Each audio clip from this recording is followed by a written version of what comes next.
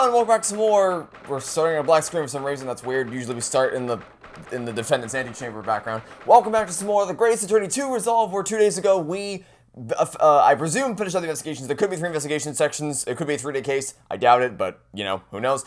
Either way, we did our second investigation part for the Memoirs of the Clouded Kokoro case, and today we are presumably going to be finishing up this case and headed to trial to once and for all prove Saseki-san's innocence. And if we don't, then we're in some alternate timeline or whatever. February 23rd, 9:23 a.m., the Old Bailey defendant's antechamber. Maybe maybe take a few steps away from the camera there, buddy. Okay.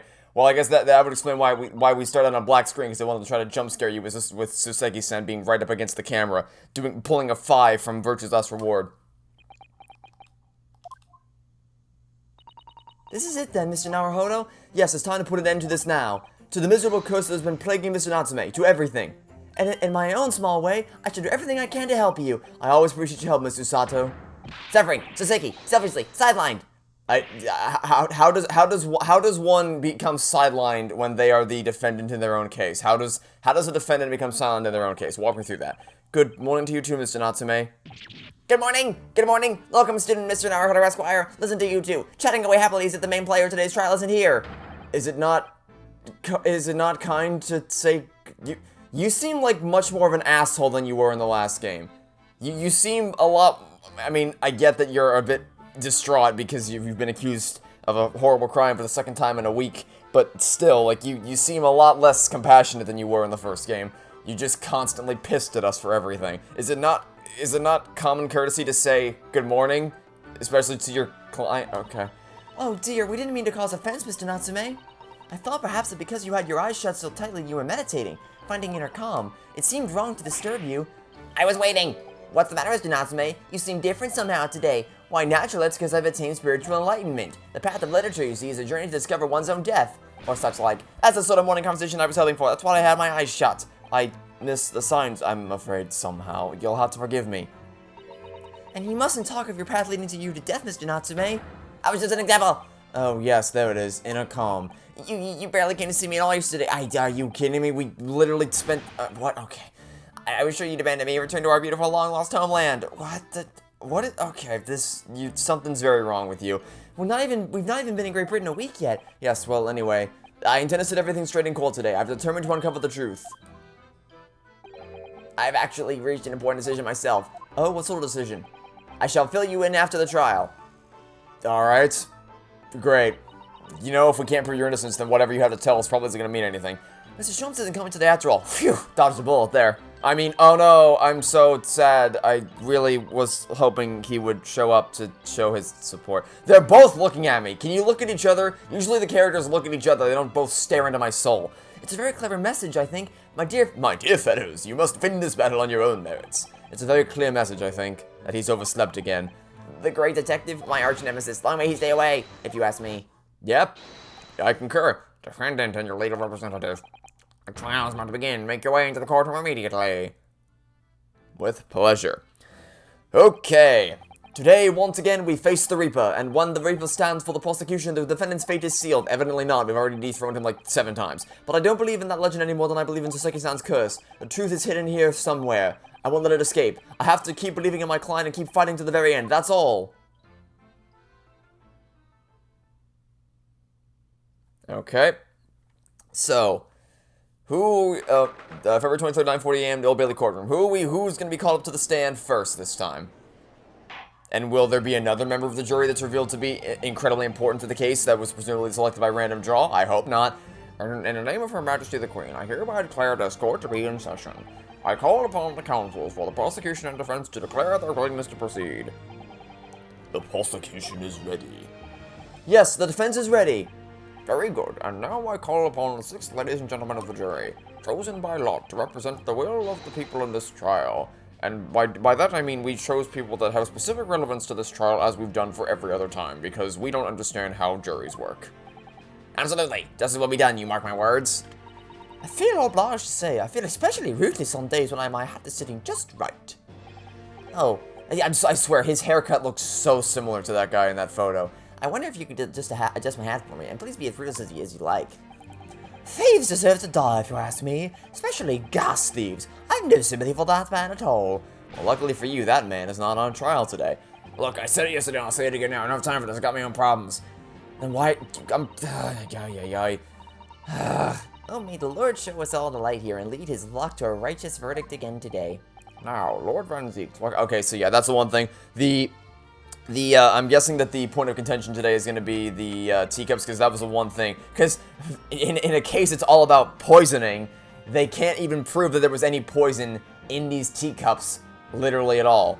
So, also the fact that there's no tea ring in Mr. Natsume's cup, so, this case is just based on the shoddiest of foundations, if that. The prosecution's report, please, for the court. In relation to the theory expounded by the defense yesterday regarding the defendant's tea. So he does have the results. I'm pretty sure I knew that. Already? It's been like 1 minute and you're already pulling out the champagne? Okay. How many glasses are you gonna break today? Before the prosecution delivers the black news about the black tea belonging to the black god in the dock. Pray, allow me a moment to savor a liquid of a more sanguine hue. In fact, I'll defer to the good detective for the report. Here's to you, Inspector. Yes, sir. Thank you, sir. As indicated by the defense, we found a bar of soap just outside the victim's window in the snow, and there was indeed a frozen reddish liquid in a little depression on the top of it.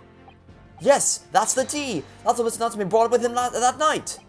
Well, the brains of the art analyzed it, and yes, you're right, it was tea. And there wasn't a trace of strychnine or any of the toxic substances. Oh, was there? Oh, how interesting. How wonderfully interesting. Almost like if you're going to accuse someone of murder, or at least attempting to murder another human being by poisoning them, you might want to try to have some evidence proving that there was at least poison in the vicinity in the first place, or something crazy like that, you idiots. No poison at all. In other words, the tea the defendant brought with him to the victim's room is innocent. It's in the clear.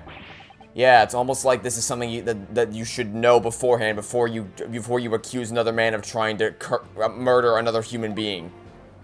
Jesus Christ, I swear to God, this case is just based on the shoddiest of him. Why? It's only the clouded Kokoro stuff, because at least with case 2 of the first game, it wasn't broken, it was just uninteresting, and it didn't grasp me in the slightest. Case 3 fell apart at the end, but at least most of it was intact. But case 4 of that last game revolves around just an endless string of the most unlucky things happening constantly by pure chance. And this case is based on this is a poisoning case in which the prosecution had no idea, they literally could not prove that there was any poison in that teacup in the first place. And now that they've run the check, it now proves there was no poison in that tea in the first place, so your whole case is bullshit! Great, I'm glad we wasted our time. As I suspected, and it's only the clouded Kokoro cases. This makes it quite clear. The defendant is just... Oh, now what? I learned friend is jumping to conclusions. Oh, you mean... I don't think you have any legs to stand on when it comes to jumping to conclusions when you literally accuse Soseki-san of trying to poison him when you couldn't even identify the poison. For Christ's sake. What? Yes, it's true, no poison was found in the few drops of liquid recovered from the soap on the window ledge. But, what logic is that? Would you take a drop from the Thames and conclude the water in the ocean isn't salty?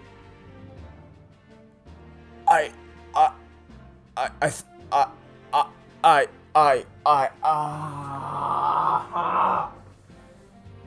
think that was the sound of a couple million of my brain cells committing suicide.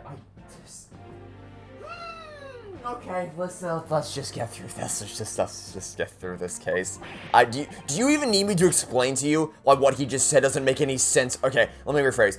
Do you even need me to explain to you why what he said is a complete and utter false parallel? Do you even need me to explain? Oh my god. Exactly, unfit for drinking, just as the victim's tea was on the night in question, as the court has already heard. Bitter was the precise word from the lips of Mr. William Shamspeare, whom the prosecution now calls back to the stand. Oh, this should be good. So this is the moment when you, as the defense attorney, call for an immediate dismissal of the case because you accused my client of poison. You couldn't prove your case was based on accusing my client of poisoning someone when you didn't even have any proof that there was any. Not only that could you not prove the type of poison, you couldn't even prove that there was any poison there in the first place. And now that you've actually run the test, you've found that there is no poison. There was no poison of any kind in the teacup. That's the moment when you go, yeah, thanks for wasting my time. I call for a dismissal. I rest my case. Okay. Oh, now what? Mr. Shamsphere. Yes, it sounds like we're going to have another confrontation with our theatrical friend, my favorite. Bailiff, show Mr. Shamsphere to the stand. Oh, joy. I can't wait. Mr. William Shamsphere, the victim of this despicable crime. Oh, heaven, oh, hell, do you command me to remember? Forsooth, 'twas I, Shamsphere, that of a belly full of the foul fluid A gentle reminder that I hate Shakespearean dialogue with a fiery passion, but as was revealed in yesterday's proceedings, the witness is not as innocent as we had perhaps first been led to believe. By using bars of soap such as this, he has been stealing gas from the supply company, yes. One may smile and be a villain. Forsooth, 'twas I, Shamsphere, did have a roomful of the sweet fuel given. Just talk normally. That's right, fellow jurors, don't forget this man is a rotten thief. I haven't forgotten. Kept all that about the ice coins a tight secret, didn't you? Should have owned up sooner. Arrest him, I say. Arrest him at once, and let him feel the sting in my tail. Okay, so yeah, they're definitely trying to go for a B thing there. Sting in my tail. Oh, indeed, by dint of vile and cowardly means have I plotted to further mine own ends, I confess. Thou wouldst not pardon my sins, of that I am sure. Like, okay, if we're being fair here, it's obviously not as abhorrent as actual Shakespearean dialogue because they have to translate it somewhat to make it palatable to a normal human being who doesn't voraciously devour all Shakespearean dialogue constantly, but it's still got the trademark bullshit that goes along with all of his plays. If you're new here, I don't like Shakespeare. I mean, obviously I can't speak to him as a person because believe it or not, I'm not a time traveler, never knew him. But I have read his plays. I read them in high school. We were forced to read them in high school. And good Lord Almighty, I wanted to commit the big die. So yeah, in case you're new around here, that's a little fun fact about me. I've never had an excuse to bring it up in any previous video, but now this game has given me a vessel to do so. If you acknowledge your wrongdoing, what exactly are you doing here? Cowards die many times before their deaths. And for a coward such as I, death be well deserved. Were that a still greater crime passeth unpunished? For lo, the hairy-faced gentleman— Oh, just get to the point already! Stop twiddling around! Stop wasting my time with random gibberish! You have a point. Get to it. There's a chase. Cut to it. But there was no poison in the tea found in your room. The police have attested to that. What the defense would assert as an inconsistency would quickly be cleared up by the witness's testimony. Oh, will it now? Is that not so, Mr. Shamsphere? Stop hopping up and down like a bunny rabbit! Very well, let the witness testify to explain his inconsistency.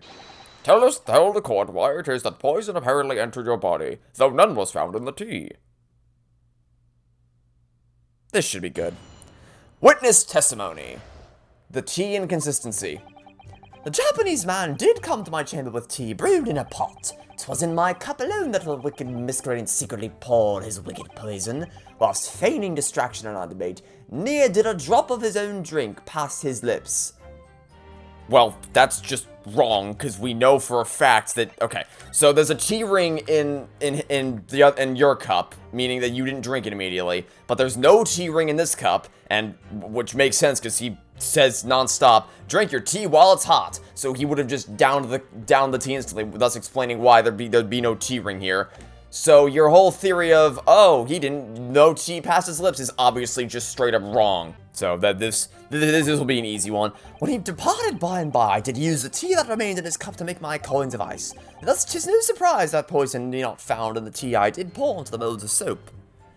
Oh, good Lord Almighty. The poison was slipped into the cup after the tea had been poured. The normal way for poison to be administered, in my experience. Quite. Otherwise, it would be disastrous if the poisoner were to mix up the cups, for instance. But no poison bottle was found at the scene. Because, quite simply, the Nipponese took the bottle back to his own— Okay, search his room, you won't find anything. The absence of a vessel containing the poison only becomes problematic when considering suicide. I knew that. By now it should be perfectly clear, a bar of 202 of cheap soap is wholly insufficient to wash the deep stains of guilt from the accused's hands. Well, yeah, right, I forgot. I forgot that proving that poison wasn't in the room doesn't actually do anything. Right, how silly of me. How silly of me to assume that dismantling the non-existent linchpin of your case wouldn't do anything. Or assuming it would do something, I should say. But it doesn't matter anyway, because your testimony is bullshit, so just give me a second to prove it, and we'll be on our way. Wherefore would I lie? In statement 3, to be, I think it was statement 3, was it? Yeah, first one, yeah, I think it was the third one. Thank you for your testimony, witness. Counsel, proceed with the cross-examination. If it wasn't the third one, then it was at the very least the third to last one, because there were 2 statements that followed it. The T inconsistency. Alright, easy. We're doing easy mode right here. Easy mode. Here we go. Objection. You claim that Mr. Natsume didn't drink a drop of tea on the night in question. But that's impossible. How, Chop Logic? What is this, ye darky-clad fiend? The 2 teacups from the scene, one used by the victim and the other by the defendant, have a clear difference between them. One that represents incontrovertible proof. Incontrovertible? What difference? Look at the inside of the cups. Just see there's a clearly visible T line. Or T ring. Yes, a T-ring. Commonplace enough. Indeed, such stains occur all too readily when one leaves tea in the cup for a while. And yet, Mr. Natsume's cup has no such ring. Good lord, you're right. It's completely clean. And prithee, sir, what makest thou of it? Exactly what Mr. Natsume told the court yesterday.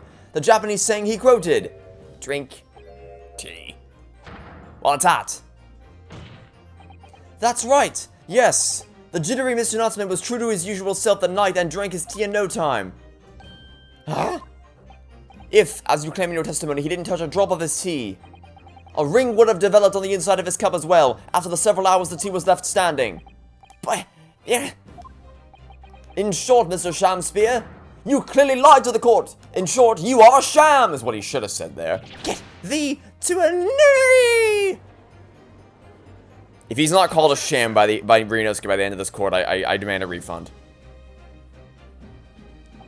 As a rule, I fill my hallowed chalice up to 7 times during any one trial.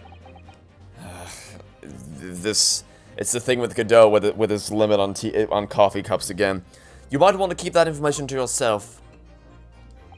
Yet on occasion, tedium distracts me, and I pour more times than I intended into the bottle. Okay, so I was going to say that, like we did with Godot, we'll have to count his chalices and see if he contradicts it. But then he covered his rear end by saying, "Okay, well, like actually, I don't though, because like I sometimes do more." Your drinking habits are fascinating but irrelevant. On the contrary, they illustrate the fickleness of human memory. To William Shamspear. Yes? Though you previously stated that you made the coins of ice from the leftover tea in the accused's cup, could it be that you were perhaps mistaken? Oh my god, okay.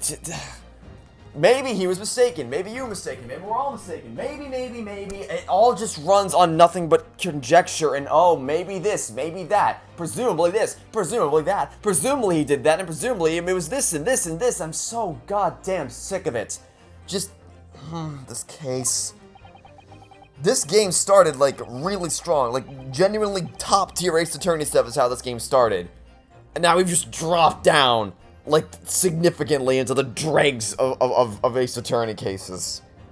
Like, this, I've been trying really hard for this to like this case, I gotta be honest. Like, because they're, I don't know, I want, like, again, I feel like I have a hard time convincing people this. I don't want to hate the things I play. I want to enjoy the things. If I spent $40 in this game, I want to enjoy it, and I have been enjoying it. I enjoyed the first game in spite of its flaws, and I loved the first case of this game.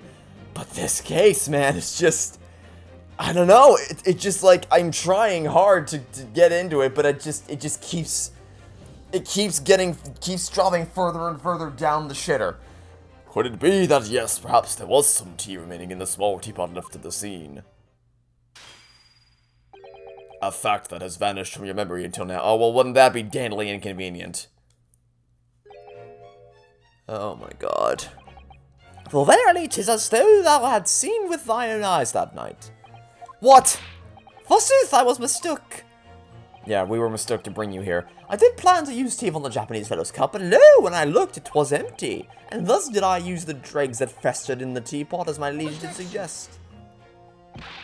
And you've just suddenly remembered now that you made a mistake before? Are we supposed to believe that? Oh, that should be good. People's memories are imperfect, my learned friend, which is why we rely on evidence instead. You called him to the... You called him to the stand because you don't have any evidence anymore, buddy. You have built a case based on poison that doesn't exist. So now you have to rely on his testimony, and his testimony just shit all over you, and the only reason that it is now convenient for you is because you just essentially strong-armed him into agreeing with you. What is this dumb shit? But in any case, it makes no difference. Yeah, why would that make any difference? The victim's most recent testimony tells us two things of note. Firstly, that the poison was put into the victim's teacup only, and secondly, that the spoiled cup was not the source of the insipid ice coins that have bewitched this court. The prosecution makes a fine summary of the facts. Furthermore, the testimony remains valid and in full support of the established facts. In other words... Took long for the game to come up this time. The inconsistency claimed by the defense simply does not exist. Are you kidding me? Oh my god, this just doesn't end. We just keep on going. My lords, ladies and gentlemen of the jury, I do solemnly swear, after I did dine at Grubb's Grubbery Ale House that night, naught did pass my lips, but the black tea given me by the Japanese, whose back we stooped as low as death. And on what did you dine, sir? Why, I did partake a few of my favorites, a broth as would be called soup and a leaf as would be called salad. Talk normally. But you gods will give us some faults to make us men. Rarely would I suffer what punishment is seen fit to serve a wicked thief of gas. But I'm just remembering. Okay, here's a little anecdote. Something we did in high school is we would, because I don't know if this is a common experience to read Shakespeare in high school. I think it is, but I don't know. Feel free to let me know if you were subjected to the horrors of Shakespeare when you all were in high school, or if you're watching right now and you are in high school, then you can provide even more relevant I just said testimony, goddammit. Even more relevant information as to whether this is still a thing that people still read Shakespeare in high school. But I certainly did. And what we would do is we would read them out loud as a class, like every... Oh my god, I'm so stupid. Some teachers, you could tell, were just like, yeah, this is how we do things. We have to read as a class, whatever. But some teachers got really into it. Like, I simply remember my sophomore year teacher, she was like, she's like the biggest fanboy of Shakespeare on the planet. And she just got so excited whenever we would do this. She would eagerly assign all the parts to different people. And she would be like, you're a good this person. You're a good this person. This. It's like, we're literally reading it out loud for class. We're not putting on a show here. But she wanted us to put on a show. She wanted us to put our effort, and the thing is, like, most people just didn't care. They just do the monotone voices. So if I wanted to try, if I wanted to try to do any voice that I would be doing, for instance, like an Ace Attorney or Danganronpa or Zero Escape or whatever the case may be, if I were to do any kind of voices, it would just feel out of place. It's like, because if everyone else is doing a monotone, I pray ye wise and noble fellows ne'er forget this simple. Because no one actually wants to be there. No one actually wants to read Shakespeare. Like, I don't blame them for doing monotone voices, because no one actually wants to do that. But, like, if I were to want to try to spice it up, I guess, with voices, it would have just been drowned out by all the monotone things. It would have fell out of place. So I don't have great memories of Shakespeare from high school. I really just hate it with a fiery passion. And this man is just the embodiment of everything I despised about that period of my life. That'd be one thing, and this be another. Oh my god. Like, this case is just a cacophony of everything I hate. There is still time for it to be saved in the end, but it's gonna take a lot to pull it back up. Jerizal, your humble servant... Whatever. Have they reached a verdict? Yes, Mr. Foreman. I believe we may have been duped by that rotten defense lawyer. But by me? I do declare you may be... Yeah, they've reached a verdict. They've reached a verdict. Okay. The court acknowledges the position of the jury foreman and will duly hear the jury's findings. What? No, you can't yet. Well, I don't know why you're freaking out. You still have a summation examination you can do. Guilty. Guilty. Guilty. Guilty. Guilty.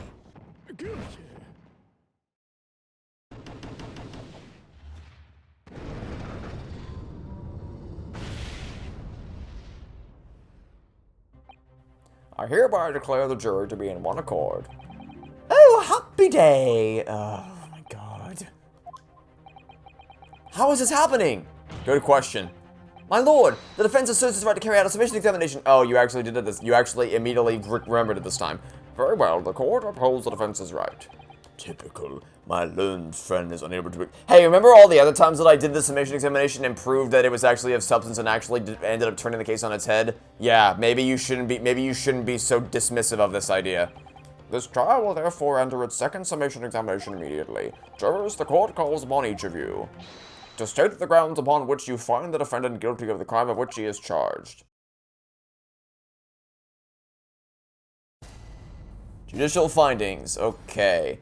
The last time we did this didn't go too well, so let's hope this game does this better, or this trial does this better.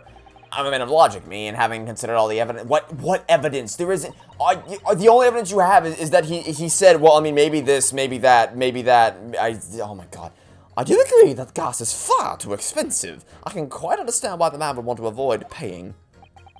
The stuff explodes and it can poison you. It's absolutely lethal gases. What does that have to do with, what are you talking about? What are you, we're talking about, gas doesn't come for free. It costs a fortune to deliver it across. What are you talking about? This stuff that doesn't matter.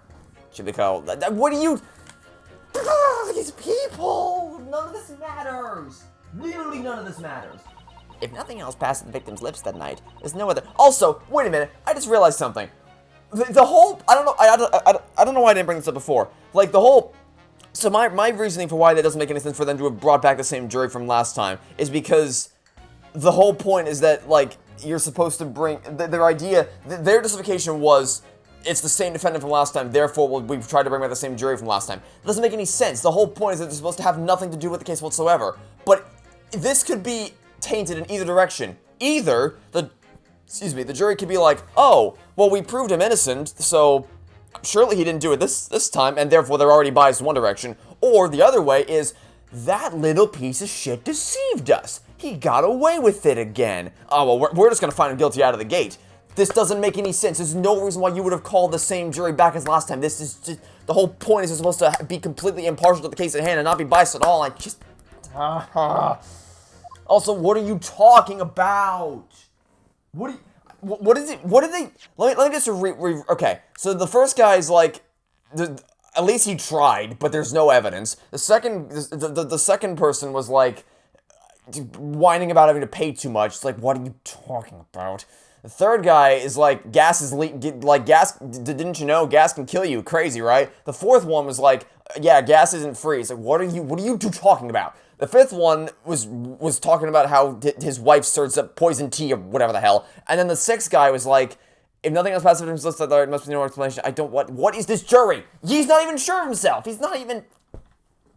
I do feel that perhaps personal opinion about gas and its supplies influence decisions somewhat. But never mind. Wait, what? No, you really, exactly, you really should mind. What is happening right now? What is happening? Am I in a, did I wake up, am I in a bizarro world? The truth is, our counter-argument wasn't as unassailable as we'd hoped. And Mr. Shakespeare was poisoned, there can be no doubt of that. And how are we supposed to turn this around? I think we need to establish the method by which Mr. Shakespeare is actually poisoned. Yeah, I got that, thanks. Our only hope is to demonstrate that to the court incontrovertibly, but that's surely almost impossible at this stage. If we don't manage it, though, Mr. Natsume will be found guilty. No delays, counsel. Proceed with the summation examination. Oh, Jesus Christ. Alright, first things first, why the hell do you care about gas so much? I mean, I can take a guess, obviously, right? Because it's going to end up tying into the murder method, right? But there's no reason for the jurors themselves to bring this up right now. I went too far. This is... Ugh. Can we please refrain from all this talk of gas? There's an all-out attack on the way here in case you hadn't noticed. Against my company, that's not the relevant issue right now. I'm supposed to sit here and take it, am I? I don't think so. She's really buzzing now. All I've heard about our wonderful food is explosions and poisonings. What about electricity, What about getting electrocuted? Did someone just say something? I guess, I thought I heard someone say something. I guess the camera just shook a little bit. An explosion here and there is nothing in comparison. Any explosion could hardly be described as nothing, madam. Nevertheless, the theft of your gas is deplorable and also irrelevant. My point exactly, but the gas thieves aren't even the worst of our enemies. We have far more devious reprobates to contend with on a daily basis, you know. Oh, do tell. More devious? Who, madam? Other gas companies, of course. Other gas companies? We generate gas and we deliver it to our customers fair and square. I don't ever want to hear the word gas again after this stupid case. Indeed, nobody's questioning that, madam. Altamont is an exemplary gas company. But there are other unscrupulous gas companies here in London that don't even have any gas at all. Why do we care? I don't care about your stupid... I don't care about your stupid gas problems, okay? So you're gassy or whatever. I don't give a shit. Just tell me. Oh my... It's like pulling teeth with chopsticks. But if they don't have any gas, how do they go about selling it to people? You wouldn't think it possible, would you? I don't care! I don't care about your stupid gas problems! They steal your gas? How is such a thing possible? What is happening? Why are we doing this? What is this? I don't care about your stupid gas! They're diverting gas into their own pipes illegally. What a brazen form of theft! When we visit customers' houses to collect the money from their meters, we always have to check... Oh, someone finally spoke up. Please, oh, Lord Almighty, save me from this endless parade of nonsense. Do you have something to say about that juror number 3? Oh, golly, you mean me? I'm terribly sorry, I was just thinking to myself. I really did catch him off guard there. Thinking about what the lady next to you was saying, correct? Well, yes. I just got a little riled up about it recently, you see? Go on. An Altamont gas worker visited my house the other day to investigate the pipe work. We need to ask for your cooperation while we carry out a secret check on your property, sir. So I let him in, and do you know what he did? I'm, afraid I have no idea. Please, tell us. He proceeded to take one of my lights off the wall. Then he grabbed the exposed mouth of the pipe and started blowing into it. What do you think you're doing, young man? You're giving away company secrets there. Oh, please, everybody knows. But it was very nearly the death of me, I can tell you. What do you mean? I'll explain if you don't mind. As I said before, these unscrupulous of the gas companies connect their customers to our pipe network. Yes, but how does blowing into the pipes come into it? Obviously there's gas in the pipes and it's at a fairly low pressure. By blowing air through the pipe, you can make the pressure drop temporarily. And if you do that, any lights connected to the same pipe will flicker for a moment. Ah, I see. In other words, if Mr. Garrett's testimony is about to become extremely relevant, I would imagine, if upon blowing into that pipe, the lights of an adjacent property that has no contract with your company flicker, you can know that these devious scoundrels have been meddling with the pipes. Exactly, my lord. That's it in a nutshell. It's the reason why we have teams of workers going around neighborhoods to investigate which lights flicker. But the trouble is, the particular worker who came to my house didn't know the strength of his own breath. He blew down the pipe with all his might, and can you guess what happened? Can you? Well, if he blew hard, then... Wait, you mean... That's right, the lights didn't just flicker, they went out, along with the stove, and gas started pouring into the house. And how interesting, because if you remember, we have a photo somewhere, here it is, of handprints on the wall next to, what is that? Oh, look at that! It's next to a light that you have to detach if you were to do one of these things. How wonderfully interesting. Now, why didn't anybody say this sooner? Okay. Okay, so if you're gonna say... If your response to what I just said there is, that's an inconsistency. Before you were saying that there's no reason for them to talk about the gas, now you're saying they should have talked about the gas earlier. That is not a contradiction, I'm going to explain why. So, in this universe right now, these people don't understand that what they've just said has massive implications for the truth of this case. Because it reveals what is likely going to end up being the actual murder method, right? Okay, so... the fact that we just randomly arrive at that conclusion because they just decided to start talking about it is insane. Because they clearly don't know, they clearly don't understand the implications of it, and yet they decided to talk about it anyway. However, the inverse of that being, the double problem there is that they absolutely should have realized that because he literally just said that gas started pouring into the house, which pretty one-way ticket to a toxic death if you ask me. So they absolutely should have realized that, hey, maybe this is worth bringing up, since the whole point is that you are on the jury to determine whether he's guilty or not guilty, and you had the opportunity to say something. You're clearly allowed to say whatever you want, since the other guy was whining about the tea that his wife makes. So you should have said this earlier. You should have brought this up earlier. Why is everything just... Oh my god, and once again, the only reason why this was brought up at all is because for some stupid reason, the one person on this jury who was selected by random draw and wasn't brought back from the previous case, it happens to be an expert in the realm of gas, and is the only reason why this got brought to the forefront. It's pathetic. It's absurd. This case needs to end soon. This case needs to end real soon. What a disaster. The gas supply must have been interrupted briefly because the man blew too hard so the flames went out. Hey, remember when that sixth guy was like, what there's no other method? Hey, you want to amend your statement there, juror number 3, so I can pit you two against each other? Maybe. So by disconnecting a lamp and blowing into the exposed gas pipe, it's possible to extinguish lamps and stove connected to the same network of pipes, and then when the gas starts flowing again, it just silently slips into the room. Mr. Naruhodo, I think perhaps... Yes, this is almost certainly the clue we've been looking for. Juror number 3, the defense requests that you amend your statement to include that information. Oh, well, if you like, I don't mind. Well, I do! That's our company secret. I don't care about your company secrets. This is a man's life we're talking about here. Bumblebee. Your name's Bumblebee, by the way. Not him, the one to his right. Or to his left, to our right. Okay, so you say, great, we have a method now. So, hey, number 6, look at this, we have a method. Objection. Those two statements clearly contradict each other. God gracious. To whose statements do you refer, counsel? Juror number 6, did you hear what juror number 3 just said? Why, yes, of course. I heard him mumbling about something or other. So the answer is no, then you could have just told me no. There is another explanation here, I believe. Something besides Mr. Natsume's tea did, in a manner of speaking, pass the victim's lips on the night in question. What? What explanation? I wonder, did the police check the mouth of the gas pipe feeding the wall light at the scene, to see if there were any traces of poison there? I was curious to see what your floundering would result in this time, but the mouth of a gas pipe. Scotland Yard have enough to do without exploring such irrelevance. Irrelevance? Buddy, my dude, I think you might want to stop drinking that liquid during trials. I think it might be impairing your ability to think properly. Oh, now what? What a piece of work as a man. What are you trying to say, Mr. Shamspeare? What speakest thou? Prithee, is it not strange and strange? Listen what I say to thee, sir. I thought I'd been quite clear, but let me put it another way. The strychnine could have been on the mouth of the gas pipe that feeds the wall lamp in your room.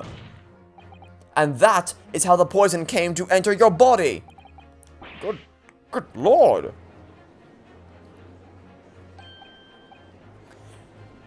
Are they tasty then, gas pipes? God, everyone's an idiot. Everyone's an idiot. Or is the gentleman suggesting the poor man was so desperately hungry? Oh, wow, are you all this stupid? Perhaps the actress would perform a kiss scene with him, For shame, madam, speaking thy fancy. I assure you, I'm not such a buffoon that I have to kiss pipes. What is happening?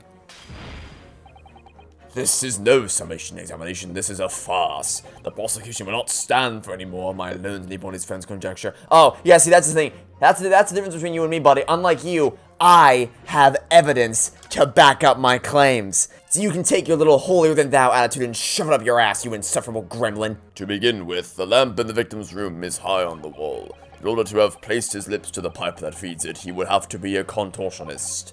These are empty assertions. There is no possible proof that the man did as you say. Oh, is there now? Is there now? It's true, I have no proof that Mr. Shamspeare put his lips to the pipe. However, I can say with some certainty that on multiple occasions, Mr. Shamspeare had been doing something in front of that lamp on his wall. And I have evidence to prove it. Alright, you've got our attention, lad. I'd like to see how you can be so sure of yourself. So would I. Let's see this evidence then. Now that I've got the jury's here, I need to make this opportunity count. This is proof that time and time again, Mr. Shamspeare stood in front of his gas lamp. Take that! What the? These are... Wait, what are they called? Yes, skin prints that were found at the scene. Skin prints, Counsel? I've never heard of such things. The Justice Ministry is currently assessing whether or not to permit fingerprints as evidence in court, however.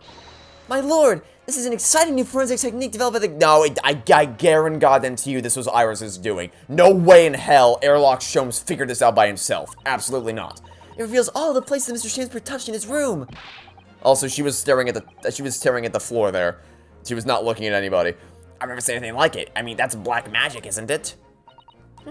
Well, if anyone could invent something like that, it's that great chance for— Oh my god, he has the whole world hoodwinked. This is like— Okay, I don't know if you guys have ever read a book called Spy School. It's a great series by Stuart Gibbs. You should go read it. There's a character called Alexander Hale, and he's a sham. And that's all I can think of when I see Airlock Sholmes, is he has the whole world fooled into thinking that he's some great genius, when in reality he couldn't fight his way out of a paper bag. Same thing here. The whole world thinks Airlock Sholmes is some great genius, when in reality he couldn't even solve a 4-piece jigsaw puzzle meant for toddlers.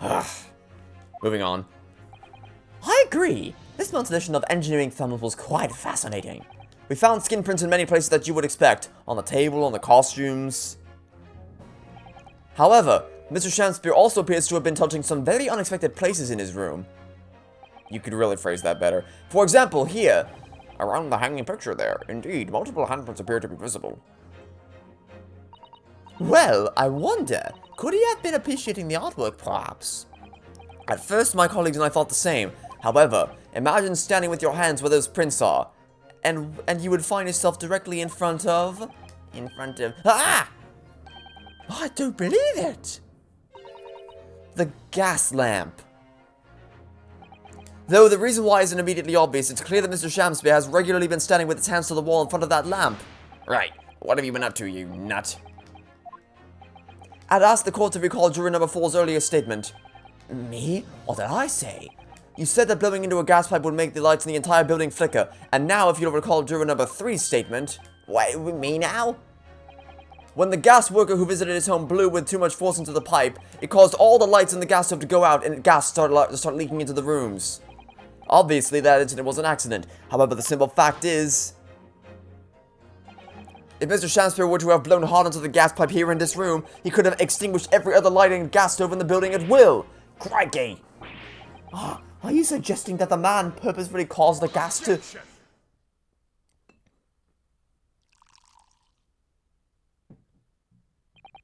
Whilst I acknowledge that the prosecution is required to remain silent during a summation examination, I must toast my learned friend's utter disregard for the letter of the law. What is the meaning of this, Lord Van Zeeks? This curious photograph, or whatever it is, presented by the defense, the so-called skin prints. Clearly, this cannot be accepted as any form of usable evidence in this case. Why? Because it dethroned your case immediately? Because it literally proves that we're correct? If it's nothing, a mere toy developed by an amateur sleuth with too much time and— oh my Jesus Christ, the same thing. It's the same damn thing from the first game when Iris invented her little hairdryer thing. I know it's not a hairdryer, but it's funnier to say it's a hairdryer. It's just— my God, I'm not surprised this man doesn't believe in science. It really doesn't surprise me at all that Van Zeeks doesn't believe in science. But, I'm sorry. I'm sorry that you live in a fantasy world where science doesn't exist, but the rest of us live in the real world where science is very important to solving these things, and the science that we've uncovered pretty much definitively proves that what we're talking about actually happened. Scientifically speaking, of course. Certainly even research of this nature by this esteemed Mr. Sholmes cannot be recognized by the whole— Are you kidding me? But... Please, my lord, if I may. Miss Usato? It was not the defense's intention to submit the skin prints as formal evidence. We merely wished to present the results of the great detective investigation of the scene, as a tool by which to explain the possibilities to the ladies and gentlemen of the jury. And if the trial were to come to an end now, we should never learn the truth behind these mysterious handprints that everyone has now seen. She's just not looking at anyone. She's just looking straight at, like, if you follow her, the trajectory of her eyesight, she's just looking at the floor. Especially considering how high up the jury actually is, compared to the rest of us. She's just looking at the floor. I don't believe we can allow that to happen, and I'm sure the jurors would agree.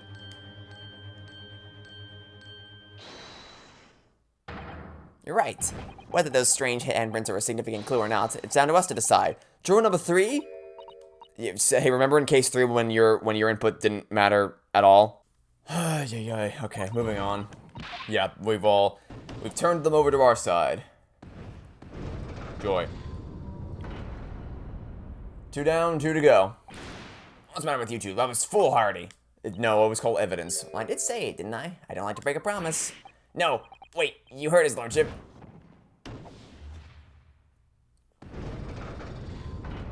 3 to 3. Oh, well done, Mr. Naruhodo. If just one more juror changes his or her mind, Mr. Natsume's trial will have to continue. Thank you, Mr. Usato, but I couldn't have done it without you. Oh no, it was you who identified the clue after all. This is very much your success. Yeah, squirm over in your little corner there. This won't be much longer. Why, Mr. Chancellor, you seem to be losing your composure. Just one more juror, Mr. Naruhodo. You can do it! This cursed sunburned arm. I'm probably gonna... I'll talk about the costumes after we're done with this case. Very well, continue, counsel. Okay, I'm just gonna start with you. Because if you're a man of logic, you should clearly see the logic here. All the evidence, you say? That's right. And there's no room for doubt. It's all pointing out to that Japanese man with the big mustache. Says the Englishman with the big... I was about to say, like, really? You're gonna call out someone's mustache? Also... Huh. I didn't even notice that before. Okay, wow. That's, These costumes are very, I said we were gonna talk about them later. We're gonna talk about them now. These costumes are very slapdash. Not necessarily the design of the costumes themselves, but their implementation. By which I mean, Dance of Deduction, the photograph of Airlock Sholmes doesn't adapt to your costume, so it shows him flashing between normal Airlock Sholmes and costumed Airlock Sholmes instantly, and it's the most jarring thing in the world. That right there, he just did the animation where he's supposed to have the armband around his arm, and he does the animation where it slides down and then he slides it back up nervously, like a nervous tick. But there's no armband here because it's not a part of the costume. So there's nothing for him to actually slide up his arm. They did not think about the implications of these costumes at all when they were actually designing them. Or at least, maybe not, again, I say designing them. Implementing them, not designing them, implementing them. What do you make of that? What, your so-called skin prints? It's an exciting new forensic investigation technique developed by the great detective himself. Numerous handprints on the wall are clearly out of the ordinary. And if Mr. Shakespeare had indeed put his mouth to the gas pipe on the night in question, it can't be denied that there's a possibility that's where the poison was. Well, yes, I won't deny that's playing on my mind. But as the prosecution readily says, we should pay no heed to unacceptable forms of evidence. Oh my god. I'm stunned that you consider science an unacceptable form of evidence. Truly stunning in front of these people. Even if the fellow had been up to some mischief with a gas pipe dozens of times before, it doesn't mean he got up to the same shenanigans on the night in question, does it? Oh! If you can't make your case better than that, I'm afraid I can't change my stance. You make very valid points. Okay, well then why don't we just call up Saseki-san? Why don't we just call Saseki to the stand and get his testimony on the matter? No, wait! Look, you've got your chance here, haven't you? So it's time to prove your theory. If you and your Japanese cohorts can, that is. Of course we can. Just call... Okay, we'll just call Saseki to the stand. Easy. Mr. Naruhodo, if we can't substantiate our position, I'm afraid the jurors will change their minds before we are able to change them back. What can I do? Is there any proof I can give here? We can... Yeah, I have supporting testimony. Just call Saseki to the stand. No, in truth, I don't have evidence to support my theory. However, there is witness testimony that substantiates it. What's that? Testimony? It's incredible. Whose testimony? So it's all connected. Everything is linked. A person whose testimony revealed details about the gas in the garret of residence that night. Namely, Saseki. Just get him to tell us what he told us already. Obviously, I'm talking about the defendant, Mr. Saseki Natsume himself. The defendant? At the very beginning of the proceedings here in court yesterday, Mr. Natsume said the following. My lodgings. There's been a whole series of strange happenings in my lodgings. Even on the fateful night it happened. When I returned from... I let my gas stove and climbed into bed, but before long, the stove went out. And somebody tried to kill me. On that night in question, I asked the court, was that a mere coincidence or not? Good golly. So that Shakespeare fellow blew air into the gas pipe to make the man's stove go out on purpose? Now hold your horses there. What would he do that for? Mr. Foreman! What is it, man? We cannot allow judgment to be passed whilst this doubt remains. It's true that I don't have conclusive evidence yet. However, you must surely agree that there is more to this case than meets the eye.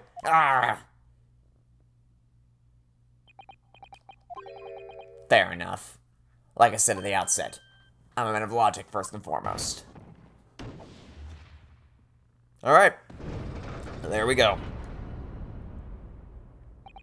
That's 4 jurors leaning towards not guilty, my lord. We've overturned the decision. Therefore... the defense calls for the trial to continue. As the defense has rightfully indicated, the summation examination has concluded with a majority of jurors altering their decisions. 2 jury members now call guilty, 4 now call not guilty. Therefore, the jury's opinion is conflicted, and in accordance with the law of this land, I hereby order the continuation of this trial. Alright then. Mr. William Shamspeare. My lord, how can thy humble Shamspeare service that you can leave and never come back? What say you in response to the various revelations made during the summation examination? So God mend me, I do solemnly swear. I think I accidentally, I thought it was opening up for me to present something, but no, I just accidentally bumped the R button. I've a call ought to be the lamp or the pipe.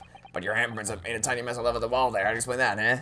Stop littering over the damn courtroom. I am done with this. The dignity of this great courtroom has been cited enough. Says the man who just literally threw a big glass bottle of champagne behind him that some poor sap's gonna have to mop up later. You idiot. As I went to some pains to point out already, a print from the self-professed detective's toy has no place in a British court of law. Okay, then why don't we get Sicky's testimony on the matter? As such, whether or not this man did indeed stand before the gas lamp with us. I'm sorry, you place more faith in random testimony that you manipulate and coerce to your own will from Mr. Shamspeare over there than you do literal science? Get out of here. Get off your dumbass soapbox. Remains at this time unestablished conjecture. You would all do well to remember that. But the prosecution must concede that it would be extremely simple to verify. If there are traces of poison there... What appears to be extremely simple is my Nipponese friend's mind. You will recall that in order to check for the presence of poison in the tea, some remnants of tea were required. Yes? Therefore, it shouldn't be beyond your wit to imagine that even if poison were to have been spread onto the pipe, it would have completely evaporated by now, making any analysis impossible. In any case, counsel, I fail to see what could possibly have motivated the man to do as you describe. Why on earth would this fellow have wanted to blow air into the gas pipework where he lived? There's only one possibility that I can think of, and that is to use the leaking gas to commit murder. Order! Counsel! Precisely whose life do you propose this man was plotting to end? I'll give you one guess. Saseki, obviously. Mr. Shamspeare wanted to end the life of Mr. Saseki Natsume. As should be blatantly obvious. If a gas lamp were to go out, it would be noticed immediately, of course. But a gas stove, on the other hand, could be silently extinguished by the killer without anyone noticing. I live around those parts myself, so I know what it's like. I can tell you, trying to sleep without a stove lit is pretty much suicide. You'll freeze to death in no time. Mr. Gavadeb, the landlord, has a large fireplace in his part of the residence on the top floor. In other words, it wasn't the landlord, but a fellow lodger whose life Mr. Shamspeare was trying to end. Outrageous. I'm talking, of course, about the defendant. Mr. Natsume isn't the villain in this case. He's the victim this man was trying to murder. Good gracious. Objection! Oh, now what? The accused is actually the aggrieved. Interesting. However, the fundamental facts of the case remain unchanged. Namely, that the accused is the aggressor here. Are you kidding me? How can you still claim that? Let us indulge your fancies for a moment and assume that there was indeed a poison on the mouth of the gas pipe. The question that then arises is who put it there. Who did put that there? The only logical conclusion is that the person responsible was aware of this man's trickery with the gas supply and his intent to kill. Yes, that would indeed seem logical. If the assailant were unaware, how would he or she have known to lace the end of that gas pipe with poison?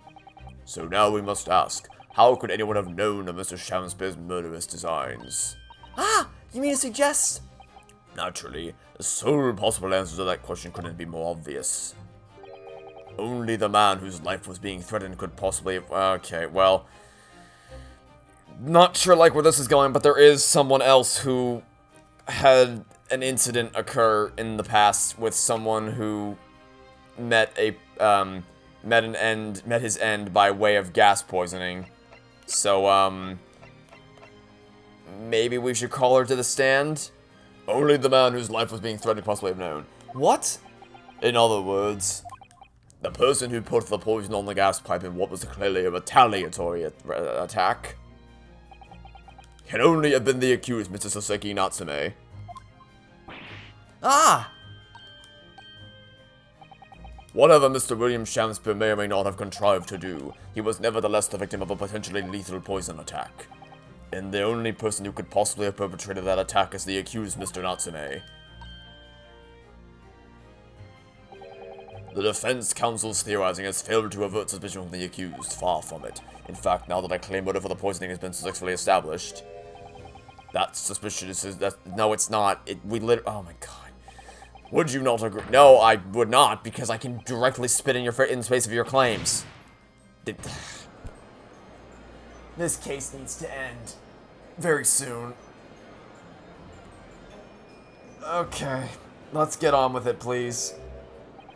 How did he manage to turn that around him? He didn't. He literally didn't. We can. How are you so stunned by this? Mr. Naruhodo, you must respond. Otherwise, the members of the jury may very well change their leanings against us again. And this may be our last chance to gain the advantage. What advantage? Well, it would seem that somebody put poison on the gas pipe in Mr. Chancellor's wounds. Now we must name the person now and absolve Mr. Natsume of guilt. You mean name the true culprit? I know it might sound impossible, but if we fail to do that, I have no doubt that Mr. Natsume's fate will be sealed once and for all. As it happens, one possible culprit does come to mind. The evidence, the poison. It's all pointing to a particular person now. The prosecution calls for the jury to consider their leanings again. I trust you'll make the correct choice this time, Mr. Foreman. Huh? What? Oh, don't you worry. We know exactly what...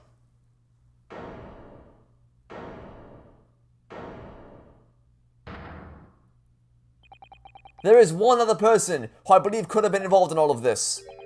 The true culprit of this crime. The true culprit? A term found only in second-rate novels featuring the third-rate great detectives, my Nipponese friend. But why not? This farce has gone on for so long already, I see no reason to cut it short before its disappointing climax. Thank you. Tell us, my learned Nipponese friend, what is your latest theory? Who is the so-called true culprit of this crime? I can't believe it. Olive Green. The name of the person responsible for the poison that afflicted Mr. Shakespeare is, I believe, Miss Olive Green. Miss Olive Green. Miss Olive Green. I do feel as though I've heard that name in the recent past, Counsel, but I don't recall where. Miss Olive Green, the woman from 6 days ago. The victim in the recent case of stabbing on Briar Road, an incident for which Mr. Natsume was arrested, I hasten to add. Oh, of course, yes, Miss Green. She was left comatose for some 3 days, I believe, but I hear she regained consciousness 2 days ago. And I hardly need remind the court that Mr. Shakespeare's poisoning took place 3 days ago. Given that the woman was lying comatose in a hospital bed at the time, she appears to have a rather fine alibi. True, on the night that the incident occurred, Mr. Green was in hospital unconscious, so on the face of it, it would seem that she couldn't possibly be responsible, but still. My colleagues and I visited Miss Green in a hospital yesterday, and we found her to be in possession of a bottle of poison. Good gracious, she had poison? And there is another fact that links Miss Green to this case as well.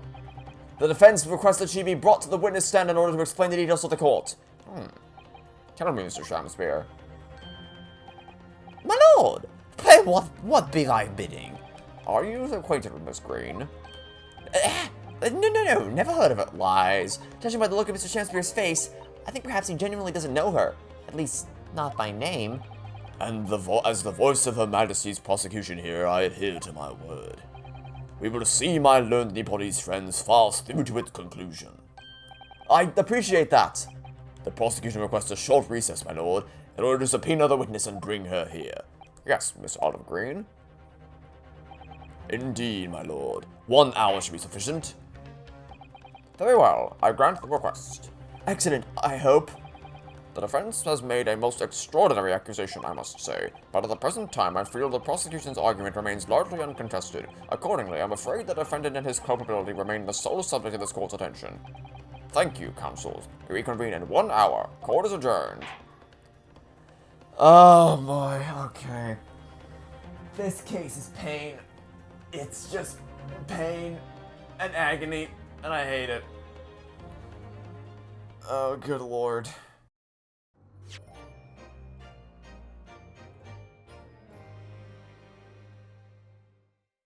I mean, I'll withhold final thoughts until the case actually ends, but things are not looking good here, folks. that'll be it for now. Thanks for watching. Stay tuned for next time to catch you all later today for the grand final part of the Memoirs of the Cloud of Kokoro. Goodbye.